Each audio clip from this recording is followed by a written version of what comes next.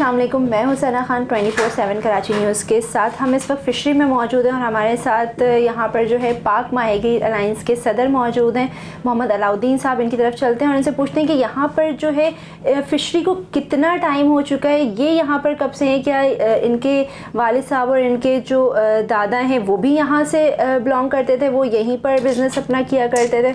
अस्सलाम वालेकुम। वालेकुम सलाम। सर कैसे हैं, पहले तो आप ये बताएं। शुक्रिया, अल्लाह का करम है। सर पहला तो सना साहब 24/7 की मीडिया का आपको मैं शुक्रिया अदा करता हूँ, जो आपने मेरे को मौका दिया, बुलाया, आपने हमारा माहीगीरी को फॉलो किया, उनके भी तमाम मीडिया के साथ आपको मैं शुक्रिया अदा करता हूँ। शुक्रिया सर। अच्छा, मुझे ये बताइएगा कि इस माहीगीर वेलफेयर अलायंस जो आपकी है, तो इसको आपको कितना टाइम हो गया? क्या आपके वालिद साहब और आपके दादा ने ये चीज़ शुरू की, उनको आप फॉलो करते हुए आए? सर पहली बात तो मैं वफाकी हुकूमत की, सूबाई हुकूमत की और मेरे जितनी पाक फ़ौज हैं उनका भी शुक्रिया अदा करता हूँ। ये सिलसिला जब से मेरी बाप दादा के अमल से 1970 से लेके ये सिलसिला माहीगीरी का काम हमारा बाप दादा ने करके आया, करते आते आते उन लोग बहुत हो गया, हम लोग अभी ये काम शुरू किया। मेरा 55 साल उम्र है, तकरीबन हमने 8-9 साल उम्र से ये काम हमने शुरू किया, ये काम करते रह गया। लेकिन ये काम करते करते अल्लाह का शुक्र है, इस जगह में हम लोग को पूछा या पूरा ख़ानदान मेरा यहाँ पे बंगाली बिरादरी भी है, हमारी ख़ानदान भी सारा इधर है, मेरा माँ बाप फौत भी इधर ही हुआ, दफन भी हम लोग यहाँ पे किया। तो लेकिन अभी दुख की बात यह है, तो आप लोग का साथ कहना पड़ता है मेरे को, अभी जो सिलसिला चल रहा है 70 साल के आबादी को अभी जो गरबार की तरफ जा रहा है, गरबात की तरफ जा रहा है, इसलिए जा रहा है, किस लिए जा रहा है? कुछ मामला ऐसा है जो हमारे अंदर जब ये 1970 से हमने शुरू किया, ऐसी कोई रुकावट मेरे सामने नहीं आया। मैंने कारोबार को चला के गया। हमारी एक लाख नहीं, तमाम माहीगीरी को है, इसमें कच्ची है, सिंधी है, पठान है, बलूच है, बंगाली है, तमाम बिरादरी है, यही काम करते गया। तकरीबन नहीं है तो नहीं है, 4 करोड़ लाख आदमी है इधर काम करता है।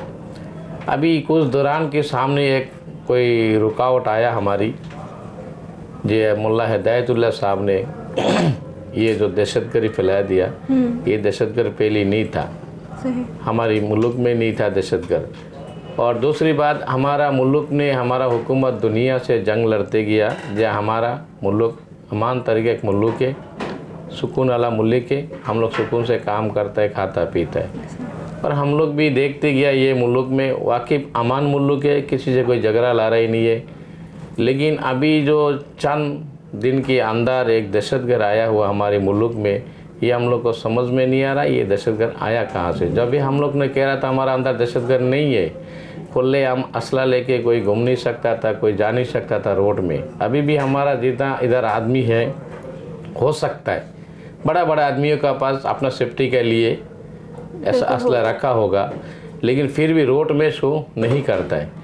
लेकिन वो बंदा जो है ना, रोड में शू करता है, रोड में शू करके समंदर में जाता है, जो हमारा माहीगीरी को उसको सारा आम जाके कत्ल करता है। लहा ये बात को हम आपसे भी शेयर कर रहा हूँ, हमारा हुकूमत से भी शेयर करता हूँ, मेरा फ़ौज से भी शेयर करता हूँ।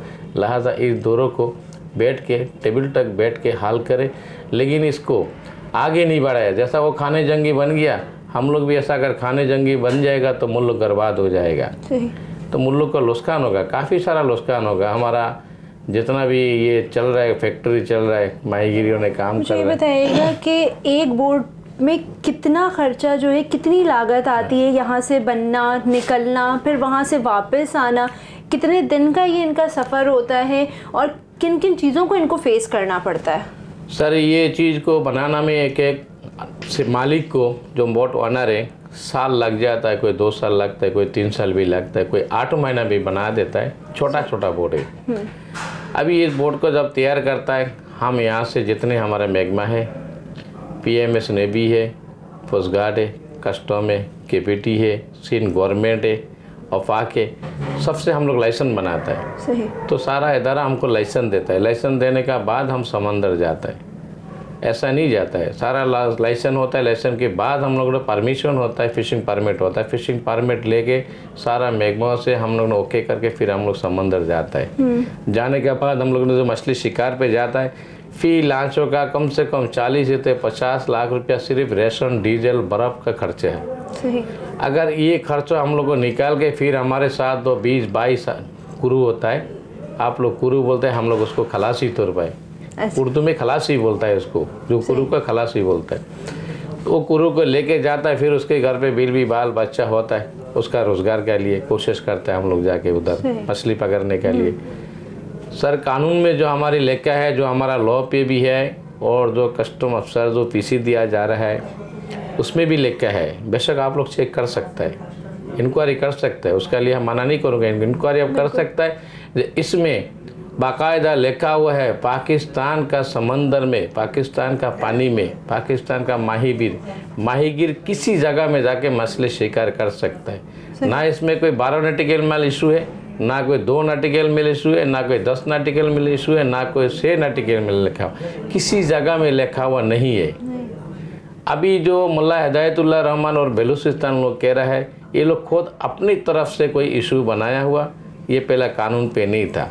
कानून में अयूब खान का दौर में जो लिख के देखी गया भुट्टो साहब ने, वो नहार की चौकट दिया था 3 नॉटिकल माइल। अभी ये लोग ने पूरा समंदर इशू बना लिया था, बलूचिस्तान हमारा है। अरे भाई बलूचिस्तान आपका है, हम भी मानता है, आपकी मानता है, आपका अकेला नहीं है, पूरा पाकिस्तान का है बलूचिस्तान। बिल्कुल। तो पूरा पाकिस्तान का आदमी सिंध है, चाहे बंगाली है, चाहे पंजाबी है, चाहे कच्ची है, वो लोग बोलता है कोई भी आदमी हमारे को नहीं चाहिए, सिंध का बंदा ही नहीं चाहिए, सिर्फ हमारा इधर बलूच भाई काम करेगा। तो अगर मैं बात करूं, आपकी ही बात को मैं कंटिन्यू करूं कि सिंध, उन्होंने कहा कि हमें बलूचिस्तान में सिर्फ बलोची चाहिए, तो क्या सिंध का दिल इतना बड़ा है कि उसने अपने अंदर जो है वो सबको समा के रखा हुआ है, चाहे वो सिंधी हो, पंजाबी हो, बलोची हो, पठान हो, अफगानी हो, हिंदू, इवन कि हमारे पास गैर मुस्लिम भी हैं, चाहे वो हिंदू हो, सिख हो, ईसाई हो या फिर क्रिश्चियन हो, तो क्या ये सिर्फ सिंध का दिल इतना बड़ा है? सर ये तो सिंध गवर्नमेंट का भी, हम लोग को तमाम, जो माहीगीर नहीं कहता हूँ, सबको, तमाम मुसलमान को, गैर मुस्लिम हो, उनका शुक्रिया अदा करना चाहिए। सिंध का गवर्नमेंट में, बस सिंध का ये सुबह में जितना आदमी गैर मुल्की व गैर कानूनी आके रहता है, काम करके खाता है, ऐसा हमारा ऑल पाकिस्तान और किधर भी नहीं है। 100 में से 80% सिंध में है, लेकिन सिंध को आज तक तो कभी ये बात नहीं बोला ये बलूच है, ये बंगाली है, ये सिंधी है, ये पंजाबी है, कभी ऐसा बात नहीं किया। ब्रेक लेंगे यहाँ पे।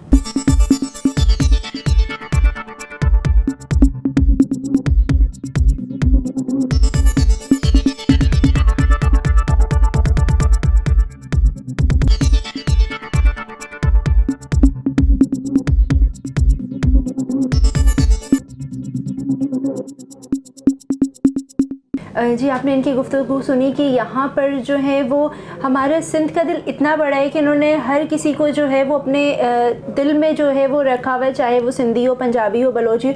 लेकिन इनका कहना ये है कि बलूचिस्तान की सरहद पर या बलूचिस्तान जो इनके साथ सलूक कर रहा है वो ना किया जाए, इनको जो है वो मछली पकड़ने दी जाए, क्योंकि ये इनकी रोज़ी रोज़गार है। तो इनको इनकी रोज़ी रोज़गार से जो है वो ना रोका जाए। मज़ीद आगे बढ़ाएंगे अपने प्रोग्राम को, इनकी तरफ चलेंगे। इनसे हम जो है वो माहीगीरों के मेडिकल के हवाले से बात करेंगे कि इन्होंने अपने माहीगीर जो साथी हैं उनको मेडिकल के हवाले से जो है वो क्या फैसिलिटीज़ दी हुई हैं। जी सर, मुझे बताएं कि मेडिकल के हवाले से क्या फैसिलिटीज़ दी हुई हैं आपने? सर मेडिकल के हवाला से ये हमारा गरीब माहीगीर है, इसका बदनसीब भी ये है, ये किसी से ज़बरदस्ती छीन नहीं सकता है, ना इसका बाद हाई लेवल पे पूछता है।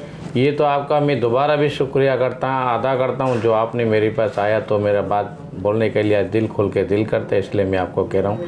ये गरीब माहीगीर है, ये लोग आगे तक पोस्ट नहीं है, ना ये लोगों ने जो एरिया का बाहर ये जाता है। कभी अगर कोई एक्सीडेंट हो जाता है, हादसा हो जाता है, अगर ऐसी कोई आदमी आया, कोई अगर लाश ऑनर लेके गया, तो फिर वो हॉस्पिटल जानता है, नहीं तो हॉस्पिटल भी नहीं जानता है। लिहाजा इसमें हॉस्पिटल होना ज़रूरी है और होना चाहिए। हो सकता है आप मालिक, अगर आपको इस चीज़ को लेके नुकसान हो जाता है तो उसकी भरपाई कौन करेगा? आपको एक कश्ती बनाने में 8 से 12 महीने दरकार होते हैं, तो वो 8 से 12 महीने का अजाला किस तरह से होगा? वो अल्लाह का ऊपर छोड़ देते हैं, वो अल्लाह करता है, हम लोग खुद करते हैं, लेकिन हम लोग किसी हुकूमत से ये दबाव नहीं करता है, बिल्कुल नहीं करता, ना हुकूमत से करता, ना बैंक से करता, ना किसी को बोलता है, ना हम लोग इंक्वायरी के लिए लाते हैं उनको, ना हम लोग इंक्वायरी करने के लिए आता है भी है।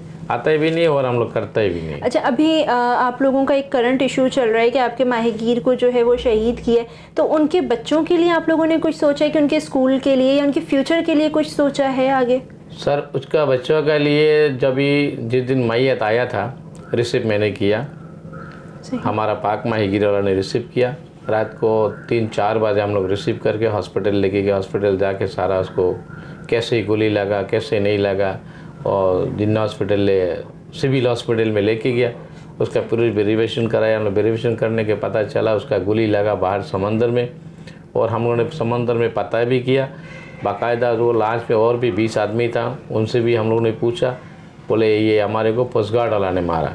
तो पोस्ट गार्ड वाला का साथ बैठ के हम लोगों ने मीटिंग किया। मीटिंग करने के बाद उसने बोला कि ठीक है, अगर हमने मारा भी है तो मैयत का जो खर्चे हम लोग देगा, इंसान तो ला के नहीं दे सकता है। तो हमारे साथ ऐसा कंप्रोमाइज़ हुआ था।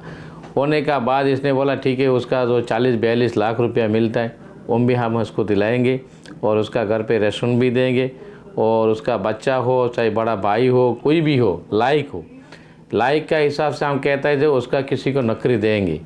उसने भी बोला, कुछ PMS वाला से आदमी आया था और गरीब लोगों ने भी हम लोग को बोला, जो हमारा फिशरीज चेयरमैन साहब जाहिद भट्टी साहब, उसने भी बोला। अभी ये लोग ने सारा ये बात को सारा उल्टा होकर मुकर गया, वाला बोल रहा है हम लोग ने फायर नहीं किया। तो अरे भाई नहीं किया तो पहला तुमने क्यों बोला था इसको नौकरी भी देगा, इसका साथ मुज़ाकरात करने के लिए तैयार है। और सिंध में आप रहता है इधर सिंध में फिशरी में, आप वो चले गया सिंध में उसका घर पे भी गया, उसका बच्चा को भी ख्यालदारी किया, लाख रुपया भी दिया, उसका रेशन भी दिया। क्यों दिया? कौन सा इंसानियत का खातिल में दिया? अगर इंसानियत का खातिल में देता है, आपके अंदर इंसानियत ही है, हम मानता हूँ आप मुसलमान ही, इंसानियत ज़रूर होगा, तो आपने फायर क्यों किया? और आपने लाश को पकड़ के जो ना बलूचिस्तान का हवाला है कि वो क्यों किया? वो भी आपको नहीं करना चाहिए था ना।